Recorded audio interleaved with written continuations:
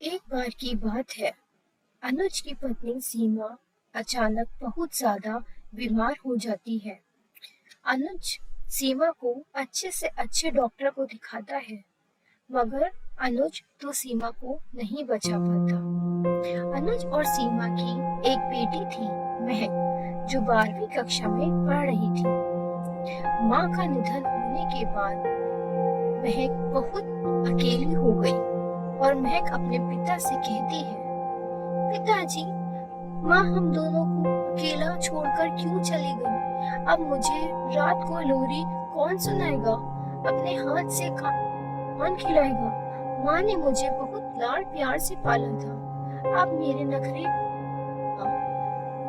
बेटा, तुम चिंता मत करो, अभी मैं जिंदा हूँ। जैसे तुम्हारी माँ ने तुम्हारी देखभाल करी थी, उसी तरह मैं तुम्हें लाड़ प्यार करूंगा। ठीक है मेरे बच्चे। अनुज अपनी बेटी को दिलासा तो देता है, मगर अनुज को घर से बाहर कमाने के लिए भी जाना पड़ता था, जिसकी वजह से महक को पूरा वक्त नहीं दे पा रहा था। जब वह शाम को घर आता, अपनी बेटी को रोते हुए देखता, अनुज से महक की हालत देखी नहीं जा रही थी। और एक दिन अनुज अपनी बेटी की खुशी के लिए दूसरी शादी कर लेता है।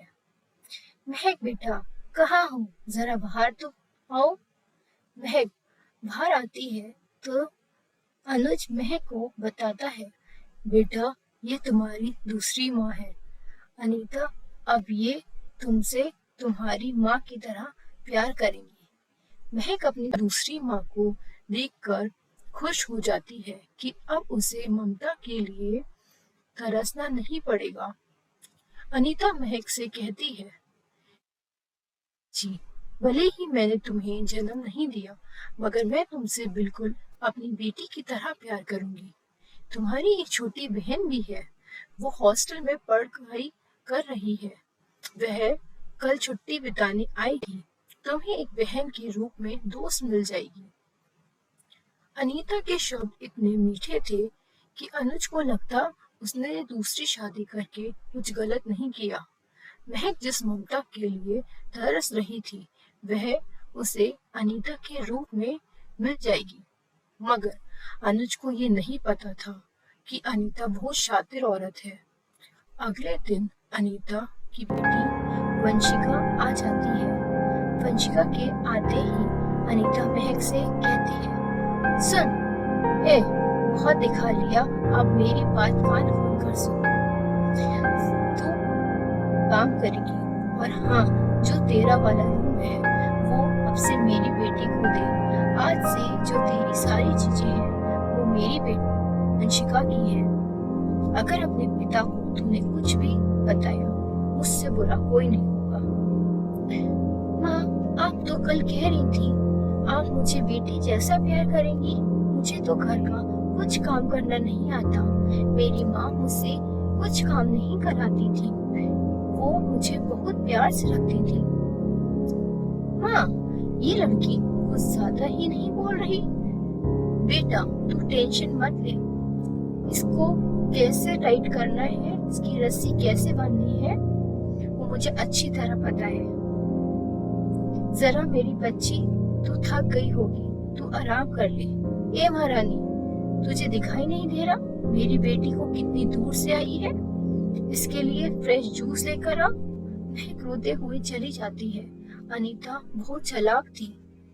अनीता अनुज के सामने महक से अपनी बेटी से ज्यादा प्यार करती और अनुज के जाते ही महक से घर का सारा काम कराती है। एक दिन अनीता सोचती है, क्यों ना अनुज की नजरों में महक को बुरा बनाया जाए। जब महक बेटा, कहाँ हो?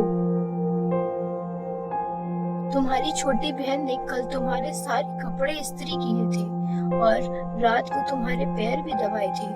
आज तुमने कहा था आलू के पराठे बना लो, ये लो आलू के पराठे। अनीता की ये बातें सुनकर अनुज कहता है, अनीता, मेरी बेटी तुम्हें इतना ज्यादा परेशान करती है, फिर भी तुम उसे इतना प्यार करती हो।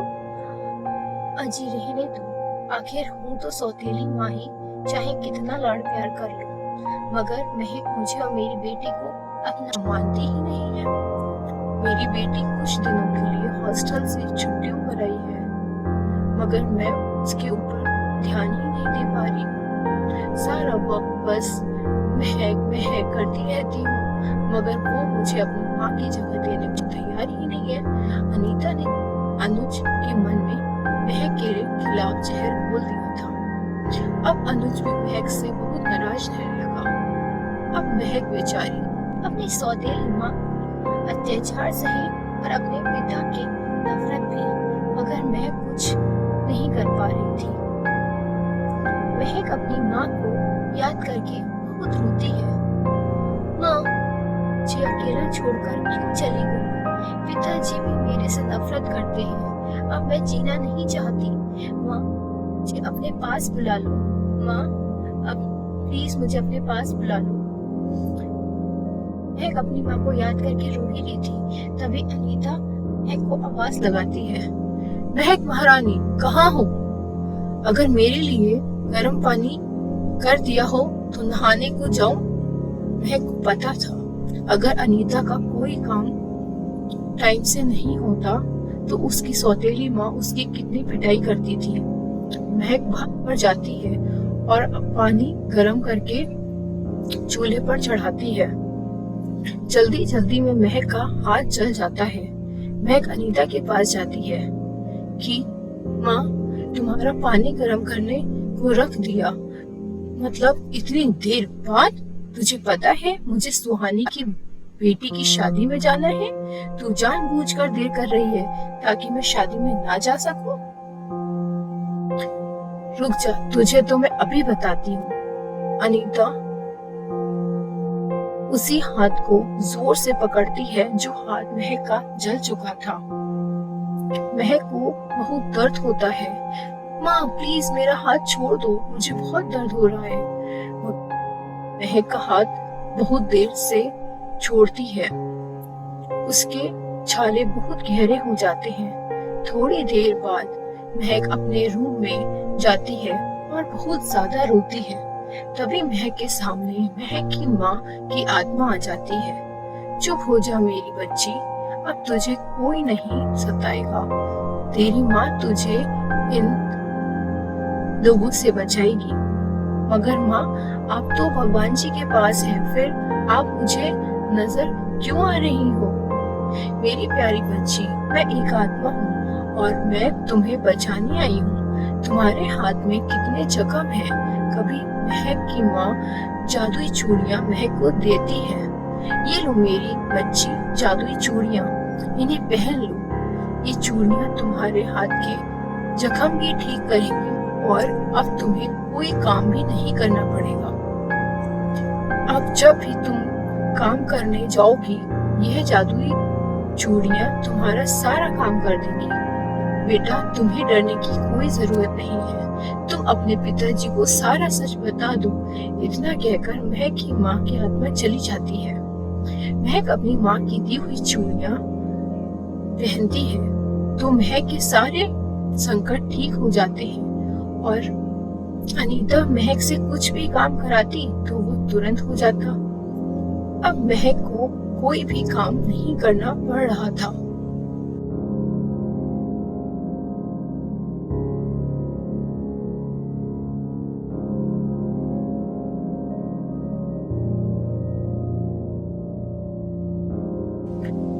एक दिन अनुज अनीता का अत्याचार देख लेता है जो अनीता महक पर हर रोज करती थी। क्यों? माँ है, बच्चे तो सारा काम इतनी जल्दी कैसे कर लेती है? और ये नई चूड़ियाँ ये कहाँ से आई? माँ अब मुझे ज्यादा नहीं सता सकती। मैं अब अपने पिताजी को सब सच बता दूंगी। कैसे? आप दोनों माँ बेटी मिलकर मुझे मारती हैं, मुझसे सारा काम कराती हैं। अनीता हंसने लगती है। अच्छा, तुम महारानी बताएंगी अपने बाप को? उसके मन में तो मैंने तेरे खिलाफ इतना जहर घोल रखा है, अगर यमराज भी आकर कुछ कह रहे हैं तो वो चपड़गंजू को कुछ समझ नहीं आएगा। तब ये सभी बातें सुनकर अनीता से कहता है, अनीता, तुमने मेरे बेटी को इतना सताया, उसके ऊपर इतने अत्याचार किए, तुम तो एक माँ के रूप में चुड़ैल निकली। निकल जाओ मेरे घर से, मैं तुम्हारी शक्ल भी नहीं देखना चाहता। अनीता को तो समझाती है कि वह उसे माफ कर दे, मगर अनुज अनीता की एक बात नहीं मानता, न सुनता है और वंशिका को और अनीता को घर से बाहर निकाल देता है। अब अनिल अपने लिए बहुत पछतावा करता है और महक से माफी भी मांगता है। माँ, माफ कर दो, मैं अपनी गलती को जो तुम्हारे लिए सौतेली माँ ले आया था, अब मैं ही माँ और बाप बनकर तुम्हारी देखभाल करूंगा। मैं अपने पिता को तभी वह अपने पिता को जादुई चूड़ियों के बारे में बताती है। पिताजी, माता मेरे साथ है, ये देखिए जादुई चूड़ियां। एक दिन माँ मुझसे मिलने आई थी, वो मुझे जादुई चूड़ियां दे गई, उनका आशीर्वाद है। अब मुझे कुछ काम नहीं करना पड़ता, ये जादुई चूड़ियां मेरा सारा काम कर देती हैं। ये सब सुनकर अनुज की आंखों में आंसू आ जाते हैं और महक को गले लगा लेता है। अब दोनों खुशी खुशी एक साथ रहने लगे।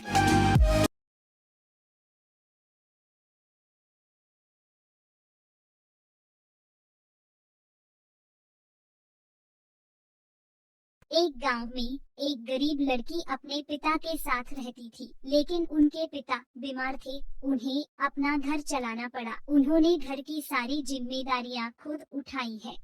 तुम्हारा स्टडी कैसे चल रही है बेटी? ठीक चल रहा है पिताजी।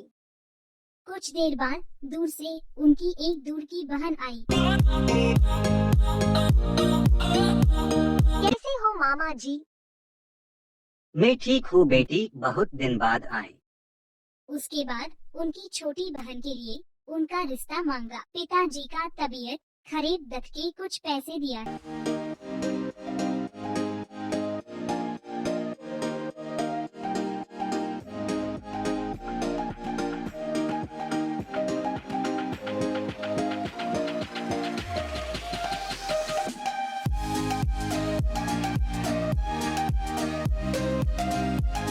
शादी के बाद उसकी सास उसे बिल्कुल पसंद नहीं करती थी। वह हर समय गपशप करता था। घर का सारा काम उसके साथ करो, सुबह से शाम तक घर का सारा काम करना, दासी का काम सदा उसके साथ करो।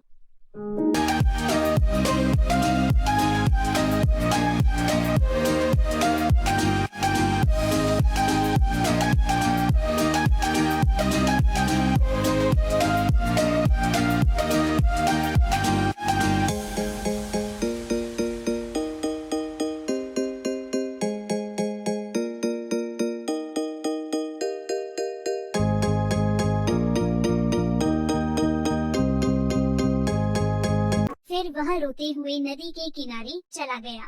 तब उसने देखा कि एक चिड़िया उसके पास आकर बैठी है और वह चिड़िया बहुत भूखी है। फिर उसने भूखे को पानी पीने दिया। उसके बाद पक्षी बहुत संतुष्ट हो जाता है और अपने मूल रूप में भी प्रतीक्षा करता है। उसकी भक्ति देखकर उसे एक उपहार मिलता है। इस उपहार में आप जो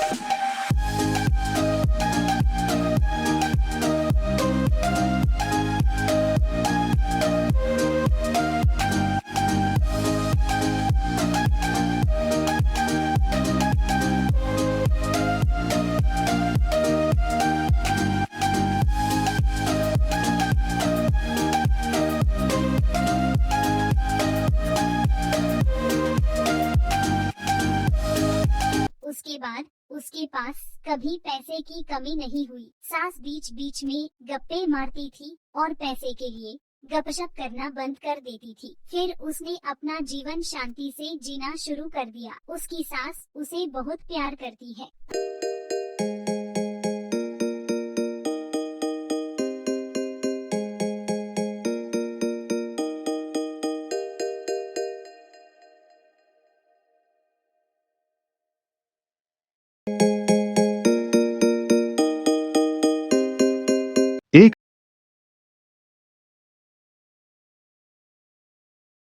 समय की बात है, रामपुर गांव में बलदेव नाम का एक किसान रहता था। उसकी एक बेटी मीना थी जो बहुत सुंदर और होशियार थी। बलदेव के खेत जमींदार के पास गिरवी थे। बलदेव खेतों में मेहनत करके घर का गुजारा चलाता था। उसने 3 से 4 महीने खेत में काम करके एक फसल उगाई थी, जो फसल अब पककर तैयार हो चुकी थी। बलदेव ने अपनी सारी फसल को बेचकर पैसे कमा लिए। बलदेव फसल बेचकर जो भी पैसे मिलते थे उसके 3 हिस्से लगाता था। एक हिस्सा वह घर के खर्च के लिए रखता था, दूसरा हिस्सा जमींदार को ब्याज के रूप में देता था और तीसरा हिस्सा अपनी बेटी मीना की शादी के लिए अलग से रख देता था। फसल बिकने पर जमींदार अपना ब्याज लेने बलदेव के घर पहुंच गया। वहां पर उसने मीना को देखा जो कि बहुत सुंदर थी। उसके बाद वह बलदेव से अपना ब्याज लेकर चला गया। कुछ दिनों में बलदेव अपनी अगली फसल उगाने में लग गया। 3 से 4 महीने की मेहनत के बाद फसल उग गई और कुछ दिनों के बाद उसकी कटाई होने वाली थी। लेकिन तभी बारिश शुरू हो गई और कुछ दिनों तक लगातार बारिश होती रही, जिससे सारी फसल खराब हो गई। इससे बलदेव और उसकी बेटी मीना बहुत दुखी हो गए। कुछ दिनों के बाद जमींदार अपना ब्याज लेने के लिए बलदेव के घर पर पहुंच गया। बलदेव ने उसको बताया कि अब की बार बारिश की वजह से उसकी सारी फसल खराब हो गई। जमींदार ने इसमें मैं एक काला और सफेद पत्थर मैं एक मटके के अंदर डाल दूंगा। मीना को उसमें से बिना देखे एक पत्थर को निकलना है। यदि वह काला पत्थर निकालेगी तो मीना को मुझसे शादी करनी होगी और मैं तुम्हारा सारा कर्ज माफ कर दूंगा। यदि वह सफेद पत्थर निकालेगी तो उसको मुझसे शादी नहीं करनी पड़ेगी और मैं तुम्हारा सारा कर्ज माफ कर दूंगा। बलदेव को जमींदार का ब्याज भी देना था। यदि वह उसकी बात नहीं मानता तो उसने खेल के लिए हाँ कर दी। जमींदार बहुत धोखेबाज था। उसने जमीन से 2 काले पत्थर लिए और मटके के अंदर डाल दिए। मीना ने उसको 2 काले पत्थर मटके के अंदर डालते हुए देख लिया। मीना बहुत होशियार थी। उसने कुछ देर सोचा, फिर मटके के अंदर से एक पत्थर निकाला और गिरने का बहाना बनाकर जमीन में गिर गई और उस पत्थर को बाकी सभी पत्थर में मिला दिया। जमींदार और बलदेव सोचने लगे, जो पत्थर मीना ने उठाया था वह कैसे पता चलेगा। तो मीना बोली, इसका पता हम मटके के अंदर के पत्थर से लगा सकते हैं। मटके के अंदर पत्थर देखा तो उसका रंग काला था। इसका मतलब मीना ने जो पत्थर उठाया और जो हाथ से गिर गया था उसका रंग सफेद था। इस तरह मीना की होशियारी से बलदेव का कर्ज भी माफ हो गया और मीना को जमींदार से शादी भी नहीं करनी पड़ी।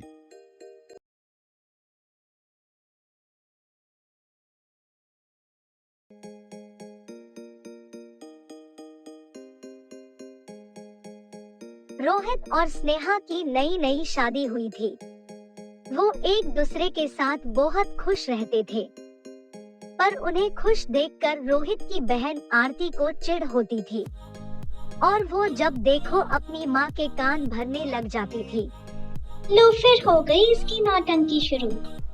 रोहित और स्नेहा जब भी बाहर घूमने जाते तो पीछे से आरती अपनी माँ को स्नेहा के बारे में भड़का देती और उसकी माँ उनके घर वापस आने पर स्नेहा को खूब खरी खोटी सुनाती। क्या तेरी माँ ने तुझे यही सिखाकर भेजा है स्नेहा? रोहित, स्नेहा अच्छी नहीं, बहुत बुरी है। तेरे को तब पता लगेगा जब ये तेरे सिर में गलियां करेगी। स्नेहा बस रोकर अपना मन हल्का कर लेती। 1 साल ऐसे ही बीत गया और स्नेहा और रोहित की पहली सालगिरह आई। बधाई हो बेटा तुम्हें।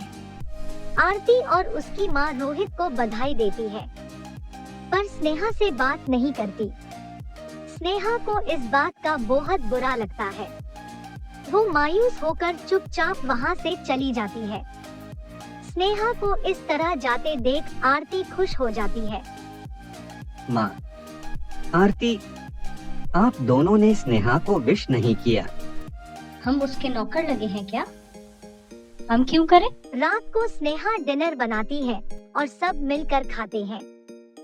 बस स्नेहा को छोड़कर सब सालगिरह मनाते हैं। कुछ महीनों बाद स्नेहा की ननद आरती की शादी हो जाती है और उसी के कुछ दिनों बाद सासू माँ की सालगिरह आती है। रोहित, कल मम्मी पापा की एनिवर्सरी है। दीदी को इनवाइट कर लेते हैं और अच्छा सा सेलिब्रेट करते हैं। मम्मी को भी अच्छा लगेगा। तुम कुछ भी कर लो स्नेहा, पर माँ और आरती को खुश नहीं कर सकती। आ गई मेरी बेटी, अब मेरी सालगिरह मनी है। पहले की ही तरह इस बार भी सब एंजॉय करते हैं, सिर्फ स्नेहा को छोड़कर, क्योंकि उससे कोई सीधे मुंह बात ही नहीं करता। अगले साल फिर वही कहानी। कैसी हो माँ? आज कैसे फोन किया? क्या बताऊं बेटी, आज स्नेहा फिर घूमने चली गई। पता नहीं क्या सिखा के भेजा है इसके माँ बाप ने। आप ही ने ढील दे रखी है माँ, थोड़ा खींच के रखो, अपने आप सीधी हो जाएगी। जैसे ही रोहित और स्नेहा घूमकर घर वापस आते हैं, तो स्नेहा की सास गुस्से से बोलती है, घर का काम भी कर लिया करो, कि सारा काम मैं ही करूं। पता नहीं क्या जलन है मेरी बेटी से इसको। तेरी माँ ने तुझे यही सिखा कर भेजा है क्या? जिस दिन मेरी बेटी ने आना होता है, ये उसी दिन घूमने चली जाती है। आप ऐसा कैसे बोल सकती हो माँ? देखो वो कैसे रो रही है। ये मगरमच्छ के आंसू मुझे रोने नहीं आते। तुझे तब पता लगेगा बेटा, जब ये तेरे सिर पे गलियां करेगी। उस दिन फिर से नेहा सिर्फ काम करती रह जाती है। उसे छोड़कर सब एंजॉय करते हैं। रोहित को अपनी माँ और बहन का रवैया बहुत बुरा लगता है। कुछ दिन बाद फिर से सासू माँ की सालगिरह आती है। इस बार सासू माँ की सालगिरह पे सब रिश्तेदारों को बुला लेते हैं, उनकी बहनों को, भाइयों को। शायद सासू माँ को अच्छा लगे। जैसा तुम्हें ठीक लगे स्नेहा, पर बाद में परेशान मत होना। सालगिरह वाले दिन सब रिश्तेदार आते हैं। मुबारक हो भाभी जी, आपकी सालगिरह तो बहुत अच्छी मनाई बच्चों ने। मैंने थोड़ी ही न कहा था। मनमानी करती है स्नेहा तो अपनी। बताओ, इतने पैसे खर्च दिए, क्या जरूरत थी? हमसे पूछ तो लेती। ये सुनकर स्नेहा और रोहित को बेहद बुरा लगता है। स्नेहा की सास का अत्याचार बढ़ता ही जा रहा था। ऐसे ही 10 साल बीत गए। एक दिन स्नेहा की सास कहती है, आरती ने मुझे हमारे नाती के जन्मदिन पर अपने शहर बुलाया है, हम कुछ दिन वहाँ लगा कर आएंगे। और फिर स्नेहा के सास ससुर आरती के पास घूमने चले जाते हैं। अरे बहन जी, कल तो हमारे नाती सचिन का जन्मदिन है, कल तो बहुत शुभ दिन है। अगले दिन सब सचिन का बर्थडे मनाते हैं। बहन जी, आपको बहुत बहुत मुबारक हो सचिन के बर्थडे की। और कुछ दिन बाद स्नेहा की सास ससुर वापस आ जाते हैं। हमने तो वहाँ बहुत मजे किए। मेरी बेटी ने सचिन का जन्मदिन इतने धूमधाम से मनाया और हमारी एनिवर्सरी भी मनाई। अब तो सुबह शाम स्नेहा की सास बस उसे यही सुनाती कि देखो हमारी बेटी ने हमारी एनिवर्सरी कितने धूमधाम से मनाई। अरे बेटा, तुम होते वहाँ तो देखते, आरती ने हमारी एनिवर्सरी क्या धूमधाम से मनाई। अब तो रोहित भी अपनी माँ के तानों से तंग आ चुका था। अरे देखो रोहित, तुम्हारी बहन ने हमारी एनिवर्सरी सेलिब्रेशंस की फोटोग्राफ्स डाली हैं। पर माँ जी, ये फोटोग्राफ्स तो सचिन के बर्थडे की हैं। आपकी एनिवर्सरी की फोटोग्राफ्स कहाँ हैं? अरे सचिन के बर्थडे के 10 दिन बाद ही तो हमारी एनिवर्सरी थी, इसमें क्या हुआ? हमने भी सचिन के साथ केक काटा, हमारी एनिवर्सरी भी मन गई। तो अच्छा है माँ, आप आगे से आरती के साथ ऐसे ही एनिवर्सरी मनाना। रोहित की गुस्से भरी बातें सुनकर उसकी माँ को भी समझ में आया कि असल में तो वो सचिन का बर्थडे ही मनाया था। उस दिन स्नेहा बहुत खुश थी। क्या हुआ स्नेहा, बहुत खुश लग रही हो। अरे क्या बताऊं रोहित, आज तो बहुत बड़ा बोझ दिमाग से उतरा। मम्मी जी हमेशा बोलती थी मेरी बेटी ने मेरी एनिवर्सरी मनाई, मेरी बेटी ने मेरी एनिवर्सरी मनाई, पर आज पता लगा कि वो उनकी एनिवर्सरी नहीं, सचिन का बर्थडे मनाया था। अरे हाँ यार, बोझ तो मेरे दिमाग पर भी था। हम हर साल उनकी एनिवर्सरी मनाते हैं, सब रिश्तेदारों को बुलाते हैं, पर इनको कुछ पसंद ही नहीं आता। पर अब नहीं, अब अगर वो कहेंगी मैं तभी उनकी एनिवर्सरी मनाऊंगा। स्नेहा और रोहित की बातें रोहित की माँ ने सुन ली थी। उसको अपनी हुई बेइज्जती पर शर्म आ रही थी, पर अब स्नेहा बहुत खुश थी। उसे पता लग चुका था कि उसकी सास कितना सच बोलती है और कितना झूठ।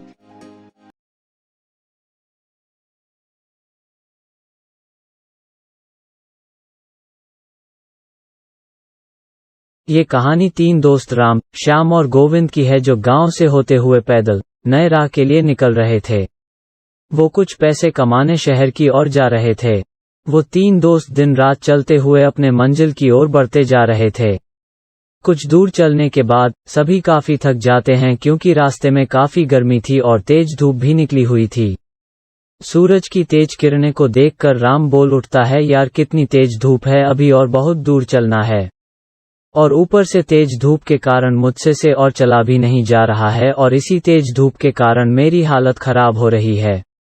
राम के बात सुनकर उसके मित्र गोविंद कहता है, हाँ तुमने ठीक कही है, मैं अब अगर एक कदम भी चला तो वहीं गिर जाऊंगा, यार जल्दी से कहीं रहने का इंतजाम करो। गोविंद को इस हाल में देखकर राम कहता है, यार इस घने जंगल में कहाँ रहने के लिए जगह मिलेगा। राम, श्याम और गोविंद तीनों दोस्त पैदल चलते ही जा रहे थे कि तभी उसे कुछ दूर में एक बड़ा सा पेड़ नजर आता है। पेड़ को देखकर तीनों दोस्त जैसे तैसे चलते हुए पेड़ तक पहुंचते हैं और पेड़ तक पहुंचते ही सभी चैन की सांस लेने लगते हैं और वहीं बैठकर आराम करने लगते हैं। और तीनों दोस्त आपस में कहते हैं, यहाँ कितनी ठंडक है, कितना आराम भी है दोस्तों, और कुछ देर यहीं आराम किया जाए और हम लोगों को 2-3 घंटे आराम करने के बाद ही चला जाएगा। फिर तीनों दोस्त वही आराम करने लगते हैं और आराम करते करते वही सो जाते हैं। सुबह से शाम हो जाती है और सभी वही सोए रहते हैं। थोड़ी देर बाद राम उठता है और सभी को उठाता है। अंगड़ाई देते हुए श्याम कहता है, यार थोड़ी देर और सोने दो, काफी आनंद आ रहा है। राम तभी श्याम को कहता है, नहीं यार जल्दी से उठो, हमें अब अपने राह में निकलना है और गोविंद को उठाओ जल्दी। राम के बातें सुनकर वो उठ जाता है और गोविंद को भी उठाता है। तीनों दोस्त उठते हैं और फिर से सफर में चलने के लिए निकलते हैं।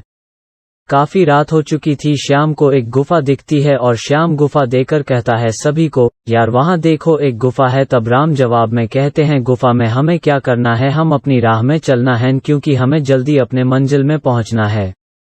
तभी गुफा से एक तेज रोशनी आती हुई दिखी। श्याम को रोशनी को देखकर श्याम कहता है, हमें चलकर एक बार देखना चाहिए क्या ही अंदर। उसके बाद सभी दोस्त उस गुफा की ओर चल देते हैं। वो थोड़ी ही देर में सभी अंदर पहुंचते हैं और पहुंचते ही गोविंद को एक सोने का सिक्का जमीन पर गिरा हुआ मिलता है। सिक्का उठाकर गोविंद कहता ही, यार यह देखो एक सोने का सिक्का मिला मुझे। सभी देखकर कहता है, अरे हाँ यार सच में यह तो एक सोने का सिक्का है। गोविंदा कहता है, इसका मतलब अंदर गुफा में ढेर सारे खजाने होंगे और वो सारा खजाना हमारा हो सकता है, हमें अंदर जाना चाहिए। गोविंद के बातें सुनकर राम दोनों दोस्त को काफी समझाते हुए कहता है, नहीं यार यह हमारा खजाना नहीं है, इसमें कुछ खतरा हो सकता है, हमें अपने मंजिल की ओर जाना चाहिए। पर उनके दोस्त नहीं समझते हैं और उसे डरपोक कहकर गुफा से जाने को कहता है और राम को मजबूरन अपने दोस्त के साथ अंदर जाना पड़ता है।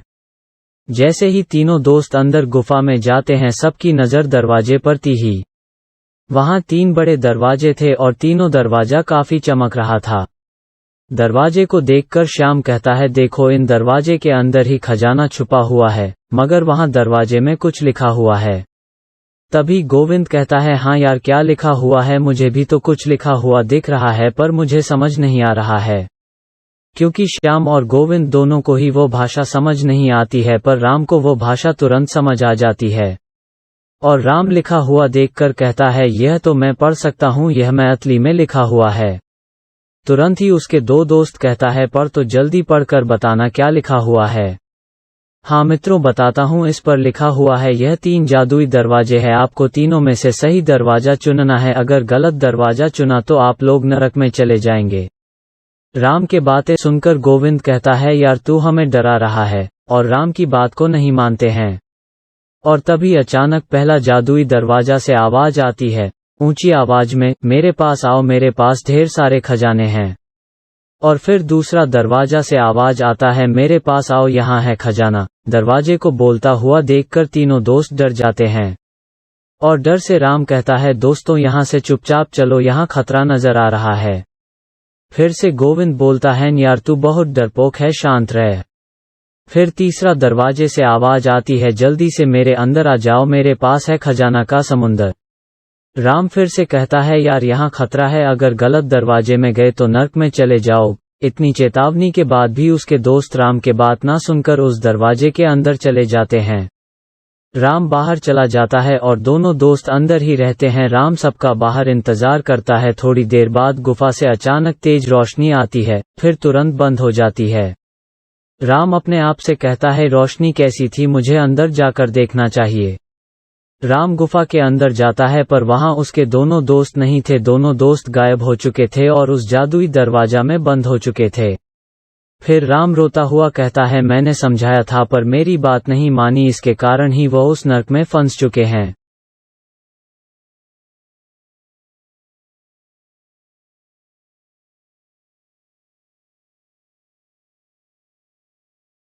राम शरण और भोलू राम 2 दोस्त थे। राम शरण काफी अच्छा, विनम्र और दयालु था। गांव में सबसे वो मिलजुल कर रहता था, जबकि भोलू राम घमंडी था। एक बार भोलू राम शरण की दुकान पर जाता है और उससे बात कर रहा होता है कि वहां पर एक भिखारी आता है। भोलू राम को उसका आना पसंद नहीं आता है, वो उसे दूर रहने का बोलता है, जबकि राम शरण उसे कुछ पैसे देता है जो भोलू राम को अच्छा न लगता है। राम शरण उसे बोलता है हमें सज्जन और अच्छा बनकर रहना चाहिए। भोलू राम बोलता है कि ये लोग किसी काम के नहीं है, मेरे पास घर है, गाड़ी है, परिवार है, फैक्ट्री है, नौकर है, और ऐसे है खुद को बड़ा दिखा रहा होता है। कुछ दिन बाद रामशरण को किसी काम के सिलसिले में शहर जाना पड़ता है। पीछे से ढोलूराम को शहर के पुलिस स्टेशन से फोन आता है कि उसके कारखाने में आग लग गई, जिससे ढोलूराम को भारी नुकसान हुआ है। हे भगवान, हे भगवान, मैं लुट गया, बर्बाद हो गया, मेरा क्या होगा? हे भगवान। अरे क्या हो गया डोलू भैया? हाय रे, मेरे कारखाने को आग लग गई, सब कुछ बर्बाद हो गया। उसको रोते देख गांव वाले उसके पास इकट्ठे हो गए। ढोलू भैया थोड़ा सब्र रखिए, सब ठीक हो जाएगा। ढोलूराम को सांत्वना देकर सब अपने अपने घर चले जाते हैं। जब रामशरण गांव वापस आता है तो उसे ढोलूराम के बारे में पता चलता है। रामशरण ढोलूराम के घर जाता है। मैंने तुम्हारे कारखाने के बारे में सुना, सुनकर बहुत दुख हुआ, पर तुम फिक्र मत करो, सब ठीक हो जाएगा। क्या ठीक होगा भाई, मेरा कारोबार तो चौपट हो गया, मेरी कमाई हुई सारी दौलत जलकर राख हो गई।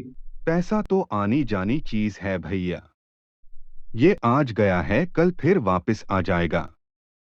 पर तुम ऐसे अकेले क्यों बैठे हो? भाभी और बच्चे कहाँ हैं? तुम्हारी भाभी परेशान होकर बच्चों को लेकर मायके चली गई है, मैं बिल्कुल अकेला रह गया हूँ दोस्त। रामशरण ये सुनकर चौंक गया। कुछ देर बाद रामशरण कहता है, ढोलू भाई, तुम उस दिन मुझसे पूछ रहे थे न कि मैंने इन गांव वालों की मदद करके क्या कमाया है। तो देखो दोस्त, मैंने इनका प्यार और इज्जत कमाई है, जो बहुत ही अनमोल है। तुम्हारा दुख इसलिए इतना बड़ा हो गया क्योंकि तुम्हारे पास दुख बांटने वाला कोई नहीं है। न तुम्हारे अपने न पराए। जब मुझ पर बुरा वक्त आया तो मुझे पता भी नहीं चला कि दुख कब आया और कब चला गया। मैंने गांव वालों के दुख को अपना समझा और उन्होंने मेरे दुख को अपना। क्योंकि दुख बांटने से कम होता है और सुख बांटने से बढ़ता है। ठीक कह रहे हो भाई। मैं सारी जिंदगी जिस पैसे के पीछे भागता रहा, आज वो पैसा ही मुझे छोड़कर भाग गया। अब मेरे पास ना पैसे हैं और ना मेरा परिवार। मैं अपने कर्मों पर बहुत शर्मिंदा हूँ। उस दिन धोलूराम को रामशरण से अपना दुख बांटकर बहुत तसल्ली मिली और ये समझ आया कि दुख बांटने से कम होता है और सुख बांटने से बढ़ता है।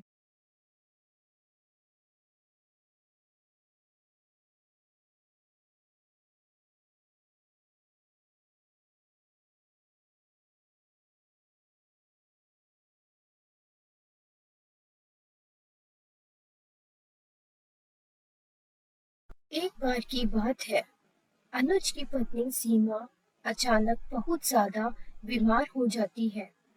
अनुज सीमा को अच्छे से अच्छे डॉक्टर को दिखाता है, मगर अनुज तो सीमा को नहीं बचा पाता। अनुज और सीमा की एक बेटी थी, महक, जो 12वीं कक्षा में पढ़ रही थी। माँ का निधन होने के बाद महक बहुत अकेली हो गई और महक अपने पिता से कहती है, पिताजी, माँ हम दोनों को अकेला छोड़कर क्यों चली गई? अब मुझे रात को लोरी कौन सुनाएगा? अपने हाथ से कौन खिलाएगा? माँ ने मुझे बहुत लाड़ प्यार से पाला था, अब मेरे नखरे। बेटा, तुम चिंता मत करो, अभी मैं जिंदा हूँ। जैसे तुम्हारी माँ ने तुम्हारी देखभाल करी थी, उसी तरह मैं तुम्हें लाड़ प्यार करूंगा। ठीक है मेरे बच्चे। अनुज अपनी बेटी को दिलासा तो देता है, मगर अनुज को घर से बाहर कमाने के लिए भी जाना पड़ता था, जिसकी वजह से वह को पूरा वक्त नहीं दे पा रहा था। जब वह शाम को घर आता, अपनी बेटी को रोते हुए देखता, अनुज से वह की हालत देखी नहीं जा रही थी। और एक दिन अनुज अपनी बेटी की खुशी के लिए दूसरी शादी कर लेता है। महक बेटा, कहाँ हो? जरा बाहर तो आओ। महक बाहर आती है तो अनुज महक को बताता है, बेटा ये तुम्हारी दूसरी माँ है अनीता, अब ये तुमसे तुम्हारी माँ की तरह प्यार करेंगी। महक अपनी दूसरी माँ को देखकर खुश हो जाती है कि अब उसे ममता के लिए तरसना नहीं पड़ेगा। अनीता महक से कहती है, जी, भले ही मैंने तुम्हें जन्म नहीं दिया, मगर मैं तुमसे बिल्कुल अपनी बेटी की तरह प्यार करूंगी। तुम्हारी एक छोटी बहन भी है, वो हॉस्टल में पढ़ाई कर रही है। वह कल छुट्टी बिताने आएगी, तुम्हें एक बहन के रूप में दोस्त मिल जाएगी। अनीता के शब्द इतने मीठे थे कि अनुज को लगता उसने दूसरी शादी करके कुछ गलत नहीं किया। महक जिस ममता के लिए तरस रही थी, वह उसे अनीता के रूप में मिल जाएगी। मगर अनुज को ये नहीं पता था कि अनीता बहुत शातिर औरत है। अगले दिन अनीता की बेटी वंशिका आ जाती है। वंशिका के आते ही अनीता महक से कहती है, सुन, बहुत दिखा लिया, अब मेरी बात कान खोलकर सुन। तू काम करेगी, और हाँ, जो तेरा वाला रूम है वो अब से मेरी बेटी को दे। आज से जो तेरी सारी चीजें हैं वो मेरी बेटी वंशिका की है। अगर अपने पिता को तूने कुछ भी बताया, मुझसे बुरा कोई नहीं होगा।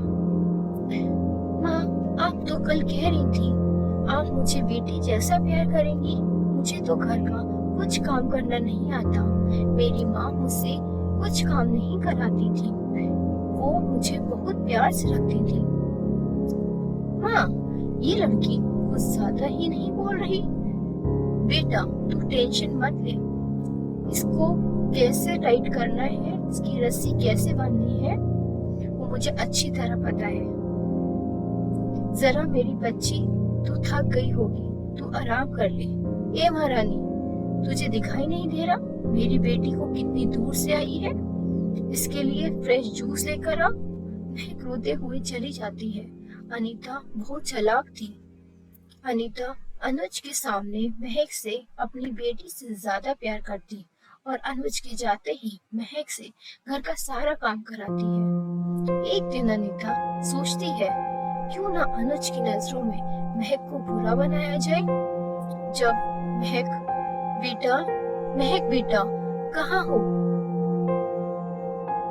तुम्हारी छोटी बहन ने कल तुम्हारे सारे कपड़े इस्त्री किए थे और रात को तुम्हारे पैर भी दबाए थे। आज तुमने कहा था आलू के पराठे बना लो, ये लो आलू के पराठे। अनीता की ये बातें सुनकर अनुज कहता है, अनीता, मेरी बेटी तुम्हें इतना ज्यादा परेशान करती है, फिर भी तुम उसे इतना प्यार करती हो। अजी रहने दो, आखिर हूँ तो सौतेली माँ ही, चाहे कितना लाड़ प्यार कर लो, मगर महक मुझे और मेरी बेटी को अपना मानती ही नहीं है। मेरी बेटी कुछ दिनों के लिए हॉस्टल से छुट्टियों पर आई है, मगर मैं उसके ऊपर ध्यान ही नहीं दे पा रही हूँ। सारा वक्त बस महक करती रहती हूँ, मगर वो मुझे अपनी माँ की जगह देने को तैयार ही नहीं है। अनीता ने अनुज के मन में महक के खिलाफ जहर घोल दिया था। अब अनुज भी महक से बहुत नाराज रहने लगा।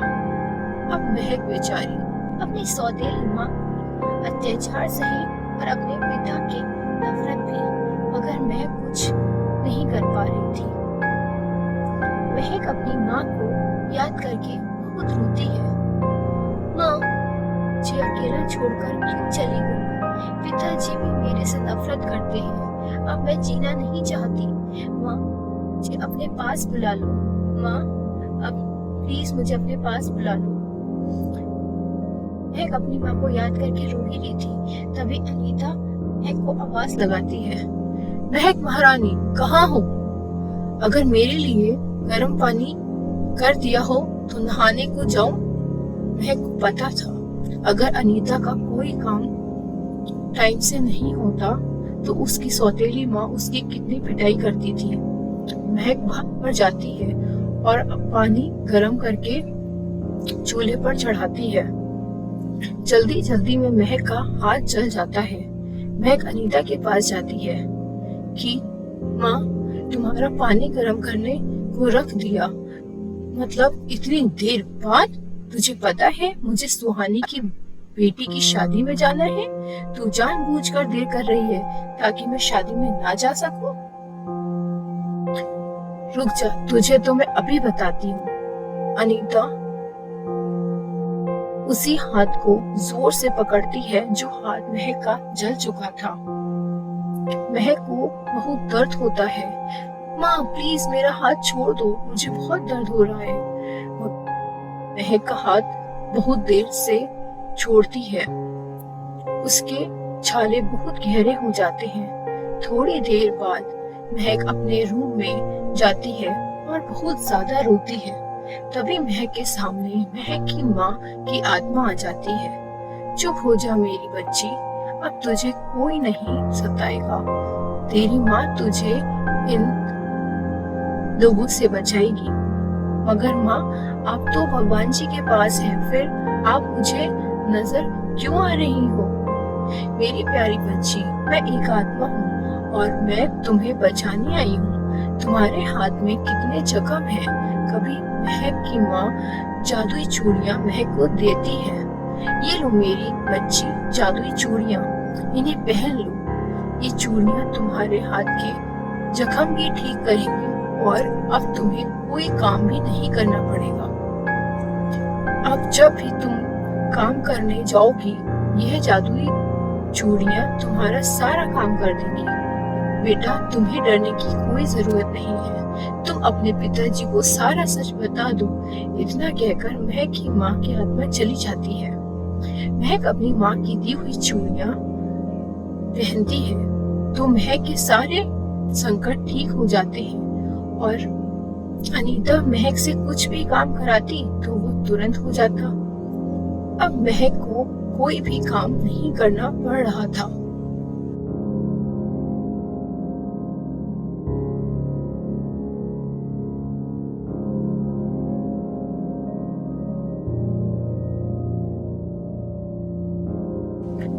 एक दिन अनुज अनीता का अत्याचार देख लेता है, जो अनीता महक पर हर रोज करती थी।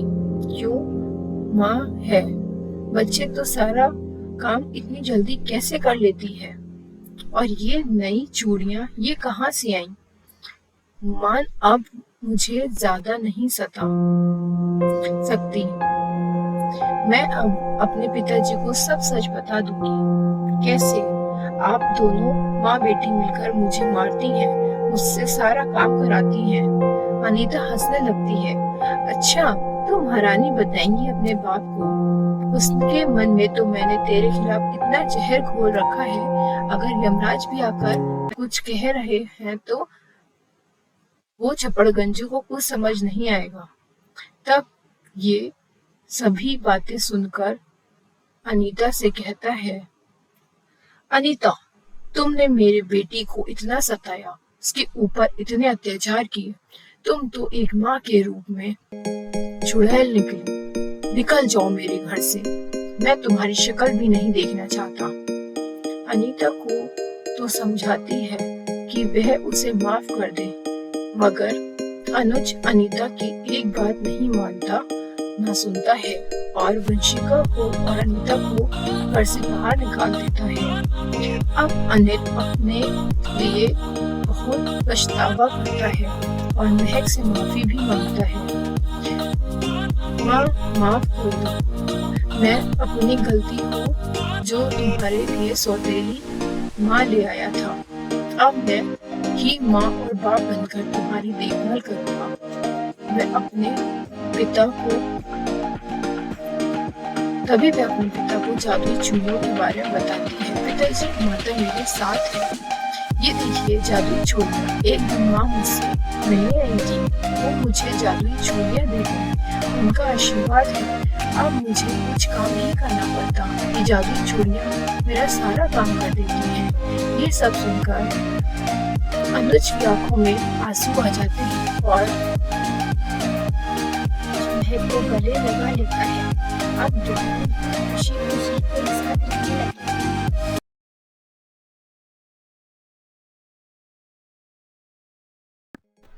एक गांव में एक साधु रहता था। वह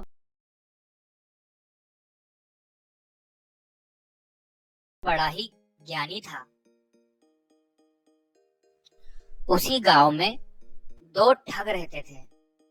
वह बड़े ही चालाक, चतुर व दुष्ट थे।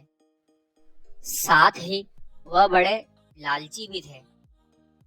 वहीं गांव में दूर एक सुनसान घर था। गांव वालों की मान्यता थी कि इस घर में एक जादुई छड़ी है, जिसको श्रापवश कैद कर दिया गया है।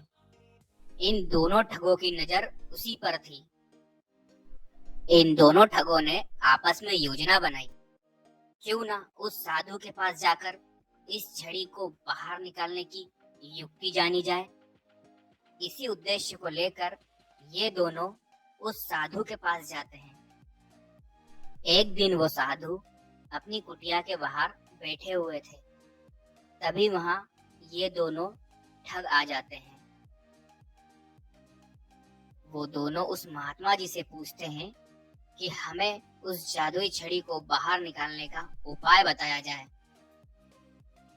महात्मा जी कहते हैं कि मैंने अगर उस छड़ी को बाहर निकालने का उपाय बता दिया तो तुम उसका गलत उपयोग करोगे और लोगों को परेशान करोगे, इसलिए मैं तुम्हें कुछ भी नहीं बताने वाला।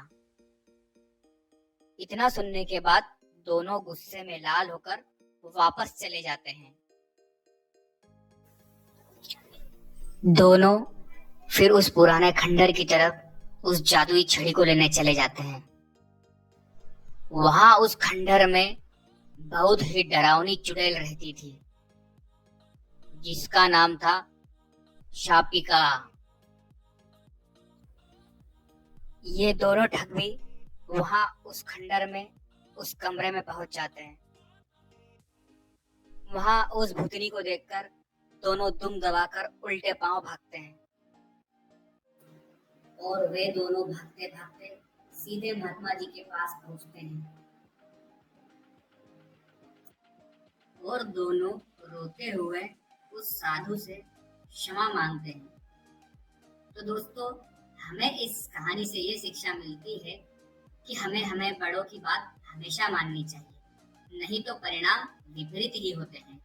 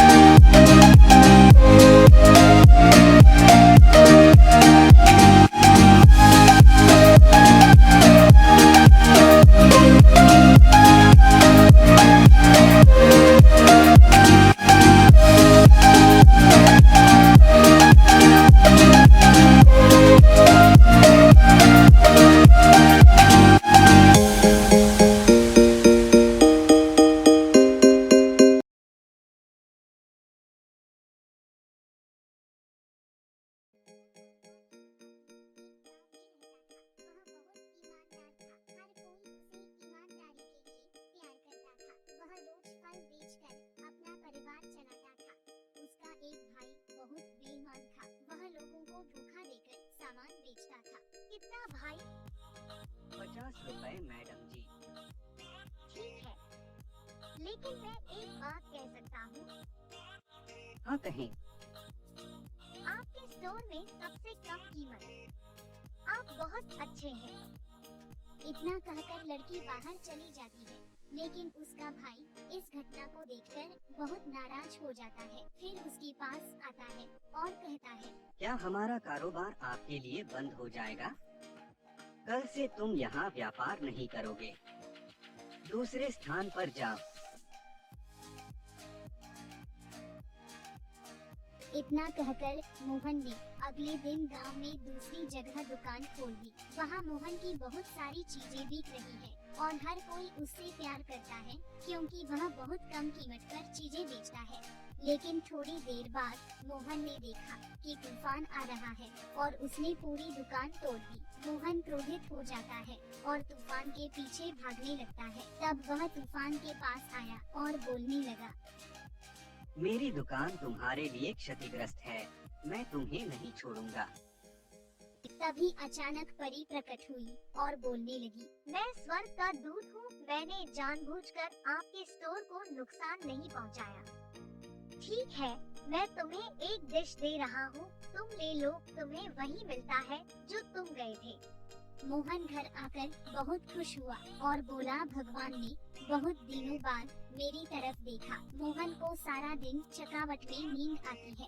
जब उसका भाई सो गया, फिर उसने छिपाकर उस चीज को चुरा लिया। फिर जब मोहन उठा और देखा कि वह चीज उसकी मेज पर नहीं है, तो वह बहुत परेशान हुआ।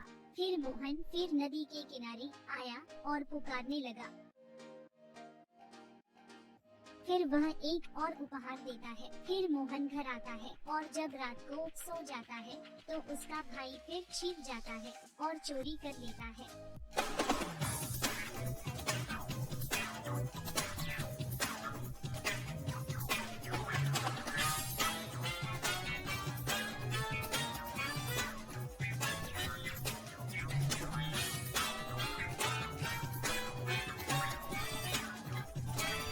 फिर उसने वह सब कुछ लौटा दिया जो उसने चुराया था।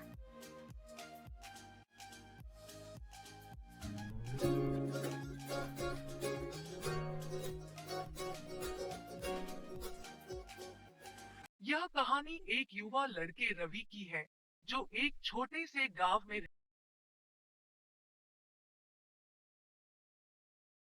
रहता था।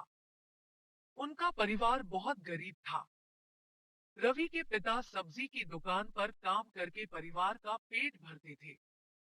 रवि के पिता चाहते थे कि रवि पढ़ाई करे और एक छोटी सी नौकरी करे ताकि उसे अपने पिता की तरह कष्ट न उठाना पड़े। लेकिन रवि का मन कुछ और ही सोच रहा था। उसे पढ़ाई में बिल्कुल भी दिलचस्पी नहीं थी और वह उसमें बहुत खराब भी था। लेकिन रवि बहुत खुश हो जाता है जब वह गाता है और बहुत अच्छा गाता है।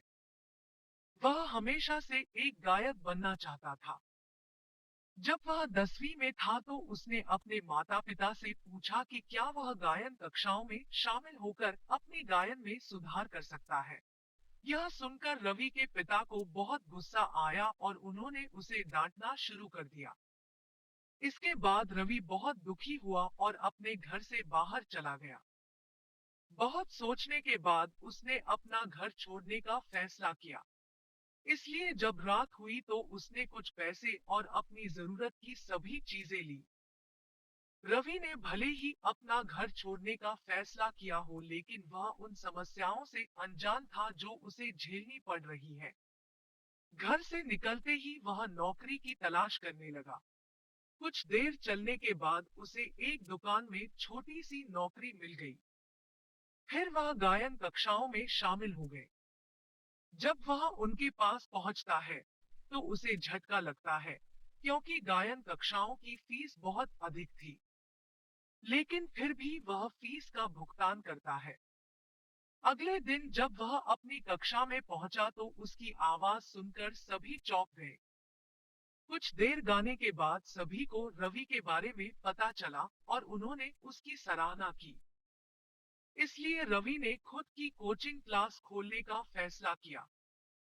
समाज में पहले से ही प्रसिद्ध होने के कारण उनकी कोचिंग कक्षाओं की मांग बढ़ गई। कुछ ही सालों में उन्होंने अलग अलग जगहों पर 10 से 15 स्कूल खोल दिए। रवि का नाम न सिर्फ गांव में बल्कि पूरे शहर में चर्चित हुआ। जब रवि के माता पिता को इस बारे में पता चला तो वे बहुत सदमे में थे और खुशी से रोने लगे। रवि को कभी पीछे मुड़कर नहीं देखना पड़ा और हमेशा अपने जीवन में आगे बढ़ते रहे। एक गांव में सोहन और मोहन दो दोस्त रहते थे। दोनों ने सोचा क्यों ना अपन शहर जाके नौकरी करेंगे। तो वो दोनों शहर की ओर निकल पड़ते हैं नौकरी के लिए। दिन भर चलते चलते फिर शाम हो जाती है, फिर रात हो जाती है। उनकी यात्रा खत्म नहीं होती और वो जंगल से गुजर रहे होते हैं। जंगल में जंगली जानवर का डर होता है, इसलिए सोहन को डर था कि कहीं कोई जंगली जानवर उसके सामने नहीं आ जाए। तब वह मोहन से बोला, मित्र, इस जंगल में जंगली जानवर होंगे। अगर किसी जानवर ने हम पर हमला कर दिया तो हम क्या करेंगे। तो सोहन बोला, मित्र डरो नहीं, मैं तुम्हारे साथ हूँ। अगर कोई भी खतरा आएगा तो मैं तुम्हारा साथ नहीं छोड़ूंगा और हम दोनों मिलकर इस मुश्किल का सामना कर लेंगे। इस तरह बातें करते करते वे आगे जा रहे थे कि तभी अचानक एक भालू उनके सामने से आ गया और वो दोनों डर गए। भालू उनकी तरफ बढ़ने लगा तो उसको देखकर सोहन ने बहुत तेजी से पीछे घूम के एक पेड़ पर चढ़ गया और उसने सोचा मोहन भी चढ़ जाएगा, लेकिन मोहन को पेड़ पर चढ़ना नहीं आता था तो वह वहीं नीचे लेट गया। भालू उसके नजदीक आया। मोहन डर के मारे पसीना पसीना हो गया, लेकिन उसने डरते हुए किसी तरह भालू से बचने का उपाय सोचने लगा। सोचते सोचते उसके दिमाग में आया कि वह जमीन पर गिर पड़ा और अपनी सांस रोककर एक मृत व्यक्ति की तरह लेट गया। भालू नजदीक आया, उसको सूंघा और सूंघ कर फिर चला गया। यह सब सोहन पेड़ पर चढ़ा चढ़ा देख रहा था कि वो उसके कुछ कान में फुसफुसा रहा था। जैसे ही भालू जाया, सोहन पेड़ से उतर गया और खड़ा हुआ और उसके पास आया। बोला, मित्र, जब तुम जमीन पर थे तो मैंने देखा भालू तुम्हारे कान में कुछ कह रहा था। वो क्या कह रहा था? वो बोला, हाँ, भालू ने मुझसे कहा कभी भी किसी ऐसे दोस्त पर विश्वास मत करो जो विपत्ति में तुम्हें अकेला छोड़कर भाग जाए। एक गांव में दो दोस्त रहते थे, पाब्लो और ब्रूनो। वो दोनों काफी ज्यादा हार्ड वर्किंग और स्मार्ट थे। उन दोनों का सिर्फ एक ही सपना था, गांव का सबसे अमीर आदमी बनना। और एक दिन उनको ये मौका मिला।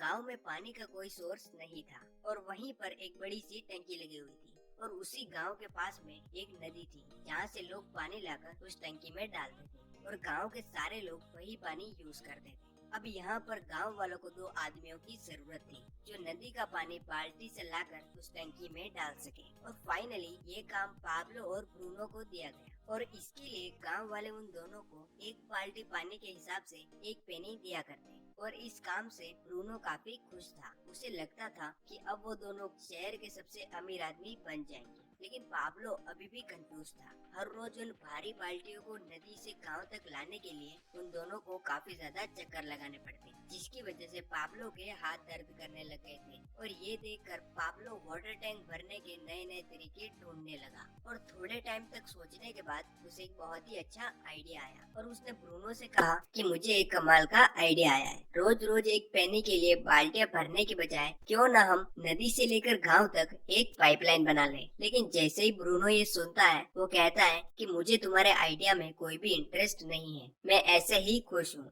और ये कहकर ब्रूनो वहाँ से चला गया और फिर से अपना काम शुरू कर दिया।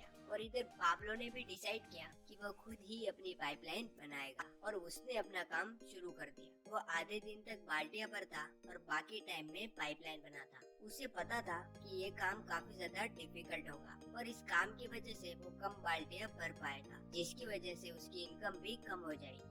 लेकिन इन सब के बाद भी सबसे बड़ी प्रॉब्लम ये थी कि उसे ये नहीं पता था इसे बनाने में कितना टाइम लगेगा। लेकिन फिर भी उसे अपने सपने पर भरोसा था और वो धीरे धीरे पाइपलाइन बनाता गया। और इसके कुछ टाइम बाद लोग उसका पाब्लो द पाइपलाइन मैन कहकर मजाक उड़ाने लगे। लेकिन फिर भी वो अपने काम में लगा रहा। वहीं दूसरी तरफ ब्रूनो अपनी लाइफ को एंजॉय कर रहा था, जिसकी वजह से लोग उसे मिस्टर ब्रूनो कहकर बुलाने लगे। ब्रूनो जब पार्टीज में एंजॉय करता तब भी पाब्लो अपना काम करता रहता। कुछ महीनों बाद पाब्लो ने आधे रास्ते तक पाइपलाइन बना दी, जिसकी वजह से उसे पानी लेने के लिए आधे रास्ते तक ही आना पड़ता। इसी बीच ब्रूनो की तबीयत काफी ज्यादा खराब होने लगी। पानी की बाल्टियां भरते भरते उसकी कमर झुक गई थी और ब्रूनो की लाइफ मिजरेबल हो चुकी थी। उसे समझ में आ गया था कि अब उसे जिंदगी भर यही काम करना है, जिसकी वजह से लोग उसे ब्रूनो द बकेट मैन कहकर बुलाने लगे। और इधर पाब्लो अपना काम करता रहा और कुछ ही महीनों बाद आखिरकार वो दिन आ ही गया जिसका पाब्लो को सालों से इंतजार था। उसकी पाइपलाइन बनके तैयार हो चुकी थी और यह देखकर गांव के सारे लोग काफी ज्यादा खुश हुए। अब उसे कोई भी बाल्टी उठाने की जरूरत नहीं थी। उसकी बनाई हुई पाइपलाइन से हर रोज टंकी भर जाती थी और अभी भी पाब्लो को हर बाल्टी के हिसाब से पैसे मिल रहे थे। अब यहाँ पर चाहे वह सो रहा हो, ट्रैवल कर रहा हो या फिर अपनी फैमिली के साथ हो, तब भी वह पैसे कमा रहा था। पर उसके इस काम की वजह से लोग उसे काफी ज्यादा अप्रिशिएट करने लगे। ये कहानी है एक ऐसे इंसान की जिसने अपना सारा जीवन घर गृहस्थी निभाने में निकाल दिया। माँ बाप की सेवा की, अपने बच्चों को पढ़ाया लिखाया और उनकी शादियां करवाई। अब वो अपनी नौकरी से रिटायर हो गया था। उसके पास अब कुछ करने को नहीं था, ना ही उसका शरीर इस लायक था कि कुछ और काम कर सके। अब उसका जीवन नीरस सा हो गया था। पेंशन आती थी लेकिन जीवन में कुछ नया करने को नहीं था, बस मौत की ही प्रतीक्षा हो रही थी। वो ना तो किसी से कुछ बात करता था, ना अपने रिश्तेदारों और पड़ोसियों से कोई मतलब रखता था। वो रोज सुबह अभी भी नौकरी की तरह घर से खाना लेकर निकल पड़ता और दिन भर यहाँ वहाँ घूमता रहता। वो किसी चीज की खोज में है। वह क्या है, वो क्या खोज रहा है, उसे भी नहीं पता। उसकी पत्नी भी उसके ऐसे व्यवहार से उससे लड़ती रहती है, लेकिन उस पर कोई असर नहीं होता। ऐसे ही घूमते हुए एक दिन उसे एक बच्चा नदी के किनारे दिखता है जो अकेला नदी के पास खेल रहा था। वो आदमी आसपास देखता है लेकिन कोई बच्चे के आसपास नहीं होता। वो शायद उसके माँ बाप को खोज रहा था। बच्चे की सुरक्षा के लिए वह आदमी खुद ही बच्चे के पास बैठ जाता है। अब वह सोचता है जब तक कोई बच्चे को वापस घर ले जाने नहीं आएगा तब तक वह वहीं बैठा रहेगा। वह बच्चे की हरकतों को देखता रहता है और हंसता है। फिर थोड़ा समझने की कोशिश करता है कि वो बच्चा क्या करना चाहता है। अब 4 घंटे बीत गए, अभी तक कोई उस बच्चे को लेने नहीं आया। अब वो आदमी थोड़ा परेशान हो गया क्योंकि शाम होने को आ गई थी। अब वह आदमी उस बच्चे से कुछ बात करने की कोशिश करता है कि वह कहाँ से आया है, उसे कौन यहाँ अकेला छोड़ गया, क्योंकि उसे लगता है कि शायद ये बच्चा अपने माँ बाप से बिछड़ गया है, इसलिए उसे कोई लेने नहीं आ रहा। उसके बार बार बोलने पर भी बच्चा कुछ नहीं बोलता। वह आदमी बार बार कोशिश करता है, लेकिन कोई जवाब नहीं मिलता। अब रात हो गई थी। उस आदमी की चिंता बहुत बढ़ गई थी। अब वह क्या करे? ना कोई इसे लेने आता है और ना वह बच्चा उसकी बात समझ पा रहा है। उस आदमी के घर जाने का समय हो गया था, लेकिन उसे सबसे ज्यादा उस बच्चे की चिंता हो रही थी। वह आदमी जो खाना लाया था वो तो उसने दिन में ही खा लिया था। अब वो दोनों भूखे थे। वो दोनों एक दूसरे की बात समझ नहीं पा रहे थे, ना ही बता पा रहे थे कि क्या किया जाए। यही सोचकर वह आदमी वहीं बैठा रहा और सुबह हो गई। उस आदमी के पास जो थोड़े पैसे थे उससे वह अपने और उस बच्चे के लिए 2 चाय और खाने के लिए ब्रेड ले आया। बच्चे ने चाय पी और फिर दोबारा नदी के किनारे खेलने लगा। उस आदमी की परेशानी केवल यह नहीं थी कि वो बच्चा यहाँ खेल रहा है, बल्कि यह थी कि वो बच्चा कब तक खेलता रहेगा। अब वो आदमी गहरी सोच में पड़ गया कि अगर ये बच्चा अपने परिवार से बिछड़ गया है तो ये अपने घर वालों के लिए रोता क्यों नहीं। कोई इंसान बिना किसी से बात करे, बिना किसी के साथ रहे कैसे रह सकता है? कोई आदमी समाज से हटकर कैसे अनजान सी दुनिया में खुश रह सकता है? अगर वह किसी को अपनी बात नहीं समझा पाएगा, ना ही अपनी बात बता पाएगा कि वह क्या चाहता है, वो कैसे अपने जीवन में यूं अकेला रह सकता है? अब रात हो गई। अब ना उस आदमी के पास पैसे थे और ना ही खाना। उसे अपने से ज्यादा बच्चे की चिंता हो रही थी। वह आदमी सोचता है कि समाज कितना निर्दयी है जो इस बच्चे को अकेला छोड़ दिया, जिसे ना कोई खिलाने वाला है और ना ही कोई देखरेख करने वाला। अब वह क्या करे? वह बच्चा तो दिन भर नदी किनारे खेलता रहता है और किसी से कुछ नहीं कहता। फिर उस आदमी की नज़र पेड़ के नीचे रखी हुई गठरी पर पड़ी। उस आदमी ने उस गठरी को खोलकर देखा तो उसमें बहुत सारा खाना रखा हुआ था, जो वह बच्चा रोज खाता था और दिन भर वहीं रहता था। अब मानो उसका मन एक प्रश्न की नदी में गिर गया। उसके मन में कई सवाल उठने लगे, जिसका जवाब उसे हर हाल में चाहिए था। अब वह अपने प्रश्न का उत्तर जाने बिना कहीं नहीं जाने वाला था। अब वो आदमी उस बच्चे को देखता रहता है। अगली सुबह हुई। अब वो अकेला नदी के किनारे नहीं था। उसके सामने एक संत बैठे हुए थे। अपने सामने किसी दूसरे व्यक्ति को देख मानो उसे लगा कि उसके प्रश्नों के उत्तर वही संत दे सकते हैं। वह व्यक्ति संत से कुछ पूछने ही वाला था कि संत धीमे स्वर में बोले, मेरे पास तुम्हारे प्रश्नों का उत्तर है। वह उत्तर मैं तुम्हें कल सुबह दूंगा। वो आदमी सारी रात इसी दुविधा में रहा कि उन संत को कैसे पता कि मैं उनसे क्या पूछने वाला हूँ। अगली सुबह वह संत के पास अपना उत्तर जानने के लिए जा खड़ा हुआ। संत बोलते हैं कि तुम्हें सबसे पहले कौन से प्रश्न का उत्तर चाहिए? वह आदमी हैरान होकर बोला कि मेरे पास तो केवल एक ही प्रश्न है। संत बोले, नहीं, तुम्हारे पास 2 प्रश्न हैं। पहला वो जो तुम मुझसे पूछने आए हो, दूसरा वो प्रश्न जो जानने के लिए तुम रोज सुबह निकल पड़ते हो। संत बोले, ये जो बच्चा अकेला यहाँ खेल रहा है तुम ही हो। तुम 2 दिन से अपने मन रूपी बच्चे को देख रहे थे, उसके लिए चिंता कर रहे थे। वो आदमी हैरान होकर कहता है कि यह कैसे हो सकता है? जिस तरह तुम समाज में रहकर समाज के साथ नहीं होते, उसी प्रकार तुम अपने मन रूपी बच्चे को ऐसा ही व्यवहार करते देख रहे हो। संत बोले, अब मैं तुम्हारे दूसरे प्रश्न का उत्तर देता हूँ।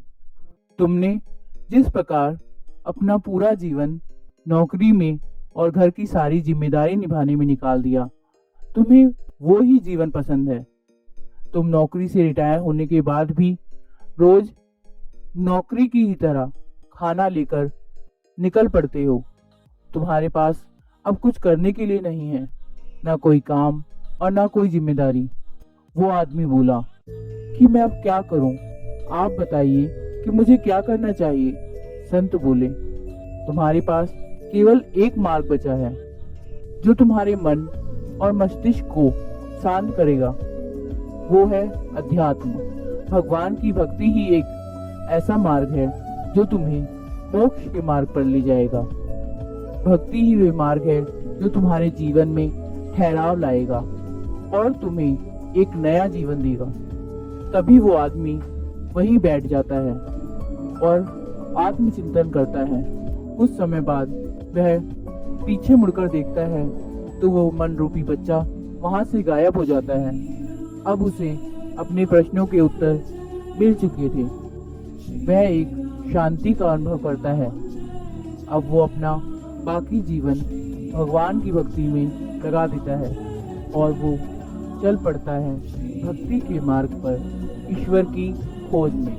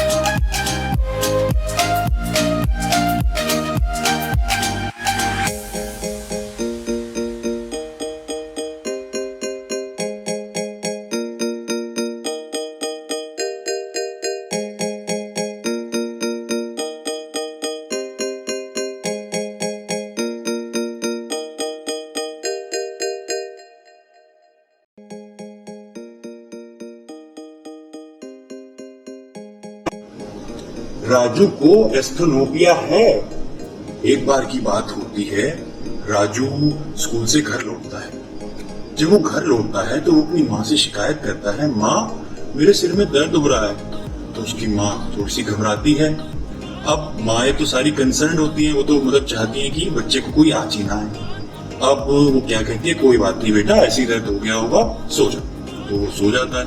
उठने के बाद थोड़ा सा ठीक हो जाता है, वो ऐसे ही नॉर्मल हो जाता है। फिर वो फोनों में लग जाता है, कर जाता है, अपना खेलना कूदना शुरू कर देता है फोनों में। अब इसके बाद क्या होता है, अब माँ कंसर्न है, वो सोच रही है कि क्यों हुआ, कैसे हुआ, बट ठीक है एक ही बार हुआ तो इसलिए उन्होंने जाने दिया। अब क्या होता है, 3-4 दिन बाद फिर से राजू स्कूल से घर आता है।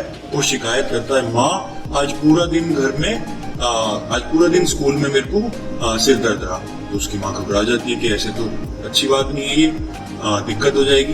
तो अब वो कंसर्न माँ थी, उसने क्या करा,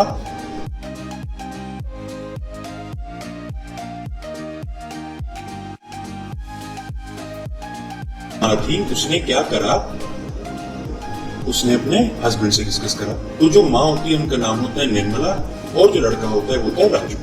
तो निर्मला जी ने डिस्कस करा अपने हस्बैंड से। तो जब उन्होंने अपने हस्बैंड से डिस्कस करा तो बोले कि चलो इसको किसी डॉक्टर को दिखाते हैं। अब क्या क्या होता है, अगले दिन वो उसको डॉक्टर के ले जाते हैं। अब ऐसे ही करके अलग अलग डॉक्टर पे वो विजिट करते हैं, बट कोई हल नहीं निकलता। और एक बात और होती है, जो निर्मला जी होती हैं वो थोड़ी सी नेगेटिव होती है चीजों को लेकर। तो वो क्या करती हैं, बेसिकली किसी भी चीज में एक नेगेटिव पॉइंट ढूंढ लेती हैं, और एक बेटे को ऐसा हो गया, एग्जाम नहीं हो पाएगा, ऐसा नहीं हो पाएगा, वैसा नहीं हो पाएगा, अलग अलग ख्याल बोल लेती है नेगेटिव पे। अब क्या होता है, जो उसके राजू के दादाजी होते हैं, उनका नाम होता है चंपक दादाजी। तो जो चंपक दादाजी होते हैं वो सोसाइटी के बहुत बढ़िया एक चेयरपर्सन होते हैं। अब क्या होता है, वो चेयरपर्सन होते हैं तो उनको इनविटेशन आते हैं अलग अलग। तो जो निर्मला जी होती हैं वो टीवी पे एक प्रोग्राम देख रही थी। ध्यान रखिएगा इस पॉइंट को, जो निर्मला जी हैं वो टीवी पे एक प्रोग्राम देखती थी जिसके अंदर पॉजिटिव एटीट्यूड के बारे में बताया गया, और बताया गया कि कैसे पॉजिटिव एटीट्यूड लाइफ के अंदर एक बेटर चेंज लेके आता है। तो उन्होंने सुना जाना, वो सोच रही है कि यार शायद मैं हूं तो थोड़ी सी नेगेटिव, एक बार इसको ट्राई करके देखती हूँ आज। तो उनका क्या मकसद था, आज जो भी काम होगा उसके अंदर मैं पॉजिटिव वे में रिएक्ट करूंगी। तो जो चंपक दादाजी होते हैं वो पूछते हैं, निर्मला बेटा चलना है? तो कहती है हाँ जी चलती हूँ, क्या पता कुछ सीखने को ही मिले। तो उनके अंदर ये चेंज आया जरा सा, ये करने के बाद सेशन लेने के बाद, प्रोग्राम सुनने के बाद। अब उन्होंने ये प्रोग्राम सुना तो उनके अंदर एक चेंज आया, तो वो गई वहां पे। अब लकीली क्या होता है, उस इवेंट के अंदर एक डॉक्टर मलिक भी आते हैं। तो जो डॉक्टर मलिक होते हैं, he is an eye specialist. उनका काम क्या होता है, किसी भी बीमारी को जड़ से खत्म करना।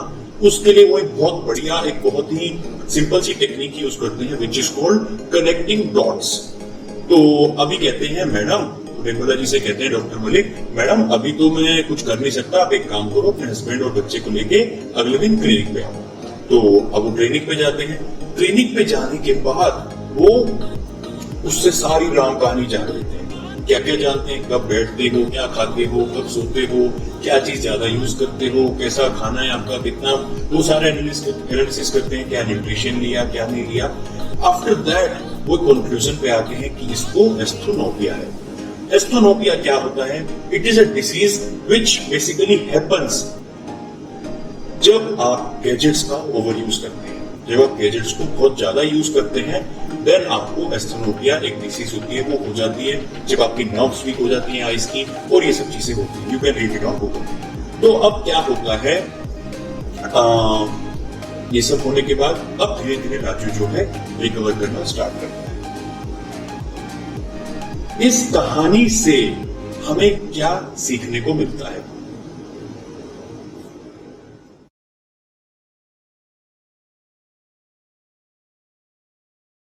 यह कहानी एक युवा कपल की है जिसको अकेले समय बिताने को नहीं मिल रहा था। दोनों एक दूसरे का साथ चाहते थे।